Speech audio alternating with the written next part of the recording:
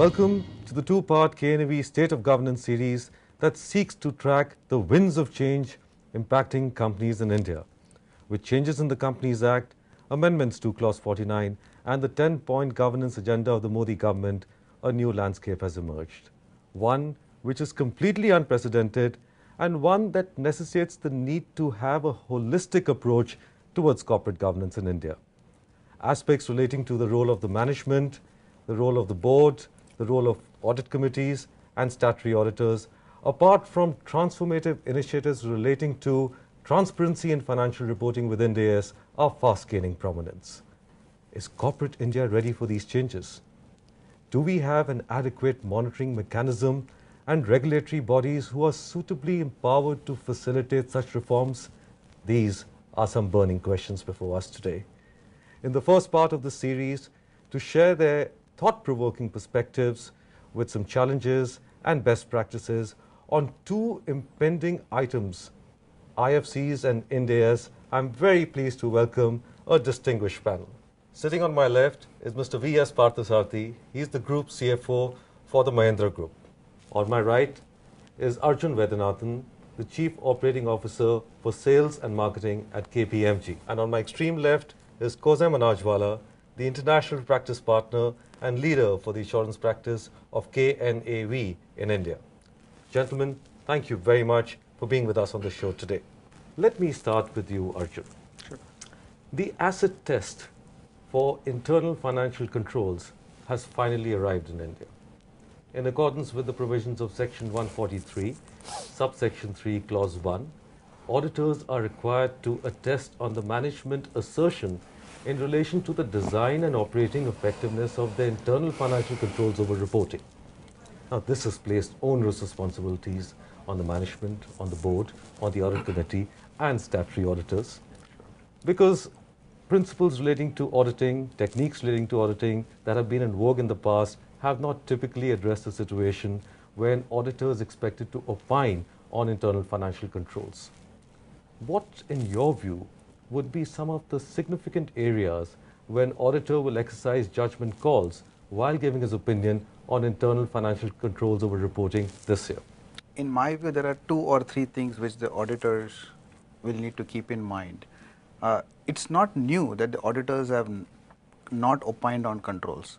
Previously, it used to be called MAUCARO, then it called CARO, where auditors were required to talk about controls over procurement, control over sales, function, etc. And they did use their judgment in discussion with management, in doing their testing work, to provide a view on whether they were good enough and they were adequate enough or not. The institute provided certain guidance to say whether they are generally good or not good, etc. But now, with IFC coming into play, there's a little bit more incisive way in which the controls are going to be looked at. It's not going to be a very general statement that will be done.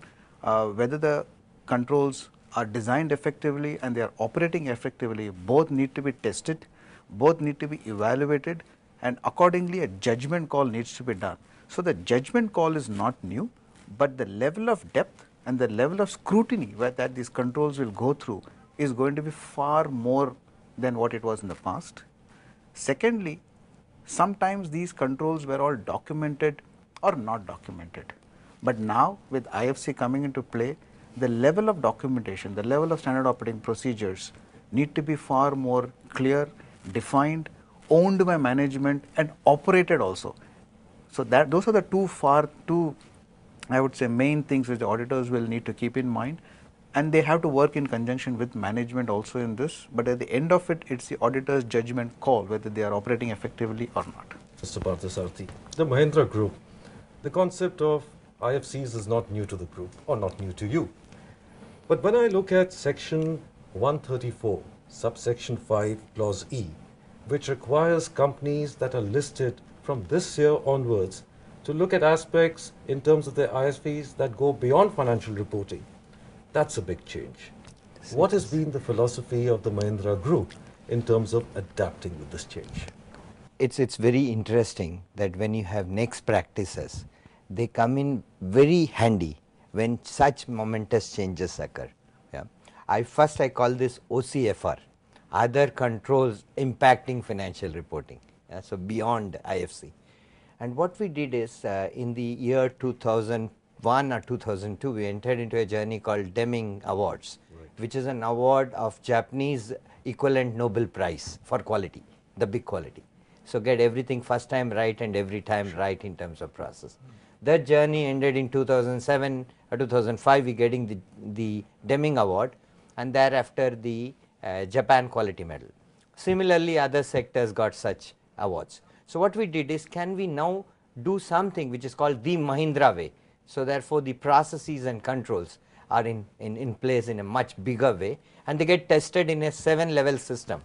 And we have an internal, saying that he is in level 6. That means he is in the almost the pinnacle in terms of this, and somebody is in level 4, getting there. So everybody level 4 and above are all great controls. So we were prepared much ahead of time. So when we came in, the auditor said, oh, but we find everything in place. I said, because that's been there for many years. Coming to ICFR, again it's not new, because SOX has been there around for many years. So when it came in, last year what we did is, we said, now do it, because the director anyway have to certify IFC. And there, the walkthroughs which happened said 90% or 95% is already in place. So no, nothing new. But what we want to do and did is that all new companies, see, we've got 20 industries and 140 companies, okay, just directly reporting. So what we did is, how can new companies get in months rather than years into these kind of next practices? That's where we are on that. So that's a phase-wise progressive approach which seeks to break the progression in terms of compliance with IFCs in different phases. We're going to be away for a short break. Stay with us, we'll be right back. Thank you.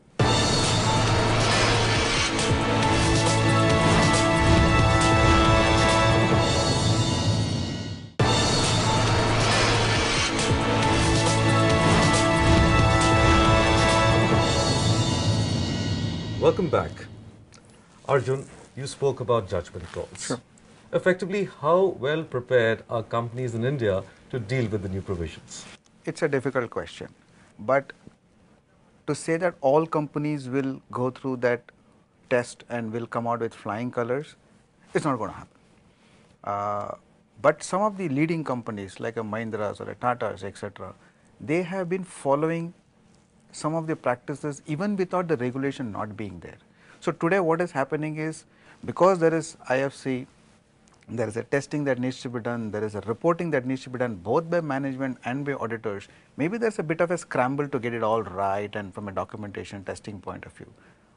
But some of the companies have been doing this as part and parcel of their normal business, like Mahindras have been doing it. So for companies like Mahindras, it will be like second nature. But many companies are still in their infancy stage of getting it right.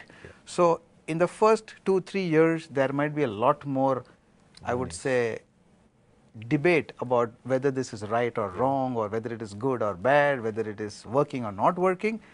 But I think it's a matter of time that companies catch up and really understand what the controls are, etc. Kozim, we have seen that IFCs have created quite a bit of a challenge in relation to the financial year that has ended on March 31st, 2016.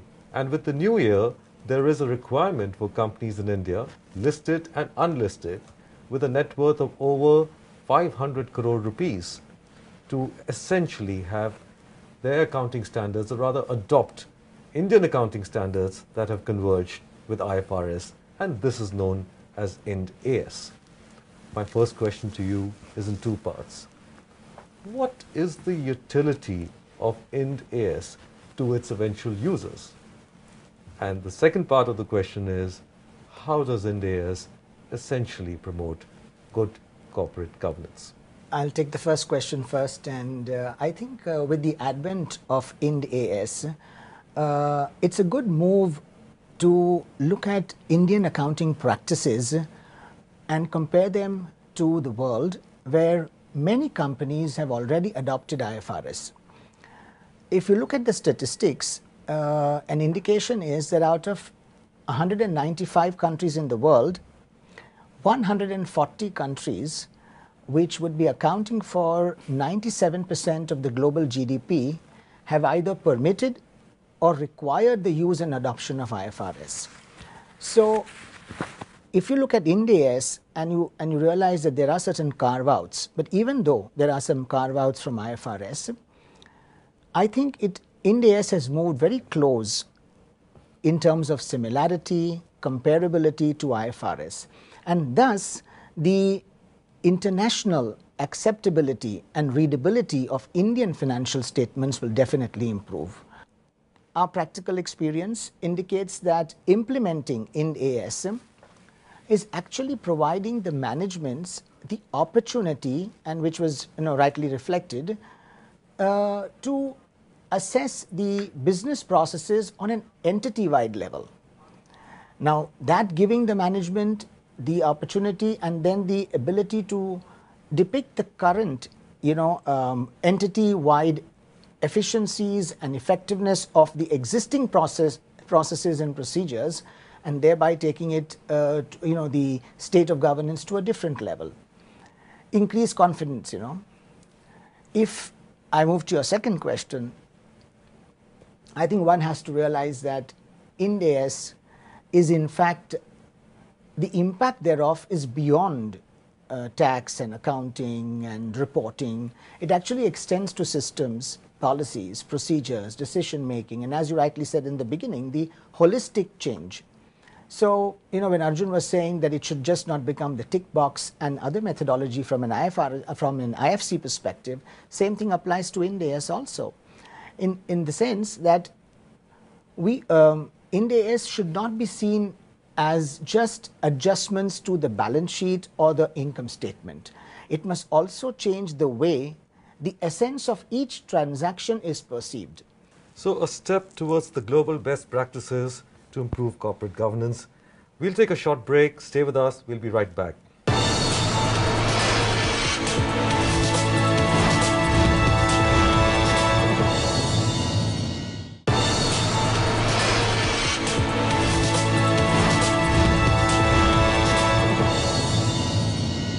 Welcome back. Let me turn to you, Mr. Parthasarathy. Companies with a net worth of 500 crore rupees or more are called Phase 1 companies. There are so many companies within the Mahindra Group that are Phase 1 companies. And I'm sure the Mahindra Group has in its own way sought to adopt the best practices in terms of convergence to Ind AS. Could you share some of the challenges you faced, some of the learnings that you've had? I will only say this, the Phase 1, we were unfazed. So we went through it with aplomb, and that is where both our learning as well as our tenacity paid rich dividends. So first and foremost is, what is the IFRS trying to say? It's trying to say substance over form. Yes. And that's what the investors and the shareholders transparently wants to see. So it was a very nice effort to say, how do we make sure that the international practices come in? Right. So we started a long time back and said, let's form an IFRS team. So we did form an IFRS team, and this started, and then they said, now it is cancelled. So then what we said, what should we do? Should we disband? So we said, we use that time to learn a little bit more, understand what can we fine tune. And they kept at it. For 2 years I was worrying that whether they have full-time job to do when this team was there. It finally came. So we were, because we didn't disband anything or we didn't let go, we could at any quarter get two systems, the old accounting system or the current accounting system and the Ind AS accounting system. So we were able to constantly compare. Okay, but the learnings from a thing was that preserve center of excellence which we created. Don't let it go. Had we let it go, we wouldn't have been so much better prepared as it. The second one was nurture. What we decided is that how do we nurture this team? By giving them constant input. Then we said expand. How do we expand? When we are in 20 industries, can 3-4 people have all the experience and expertise? No. So we said we don't want to have center of excellence. We want to have circle of excellence. Right. So we created in amongst the 20 industries, each industry having a circle, expert, and connected them to call the circle of excellence. Then we brought expertise, people participating in the IFRS defining and in refining process.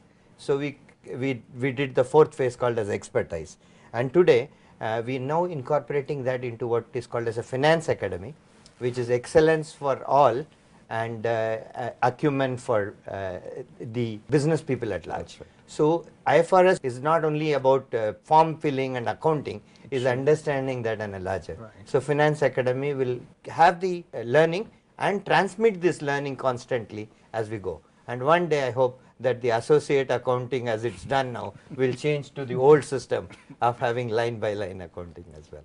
Are there any misses that you would like to sort of highlight in terms of other companies that they need to be aware of? So the two misses that I said is that whenever something like this come, and if you keep changing the dates, yeah, then it's a big issue. When you say misses, I meant, what are the issues that you face? Challenges, Yeah, yes. challenges. So that was one big challenge. Yes. We overcame that, but it's a very costly one. That's to keep a team idle for 2-3 years is not easy. Right. Yeah.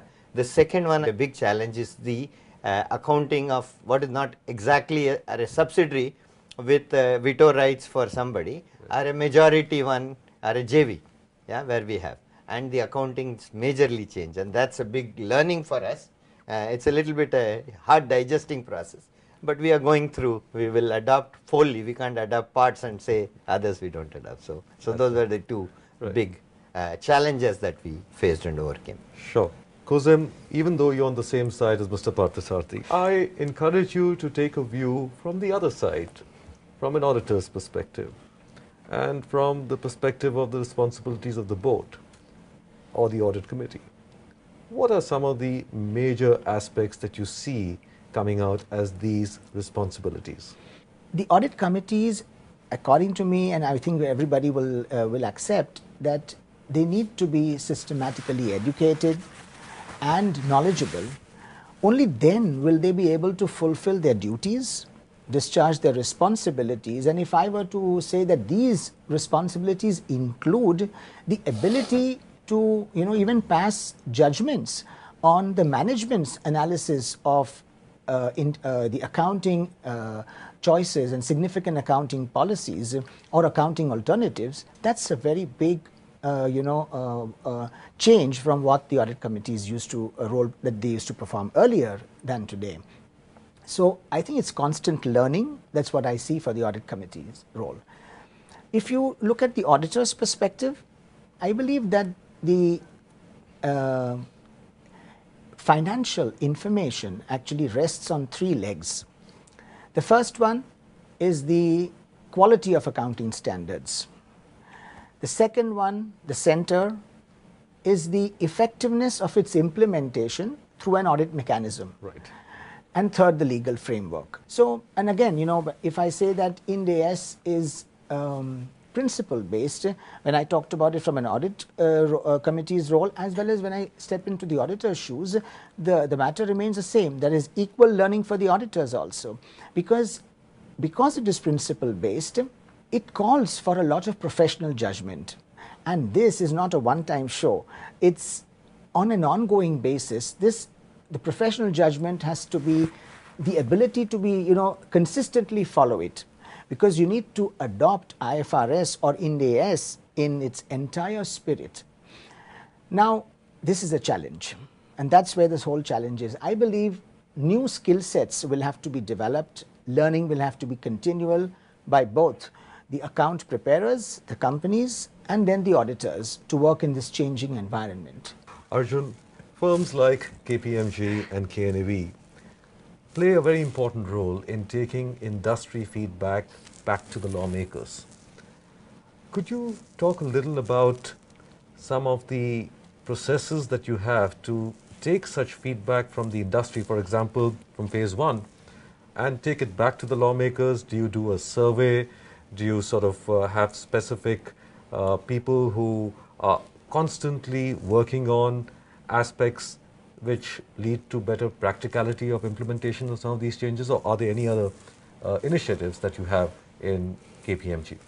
As the business grows, as the new businesses come into play, as new production solutions come into play, regulation also needs to keep in pace with that.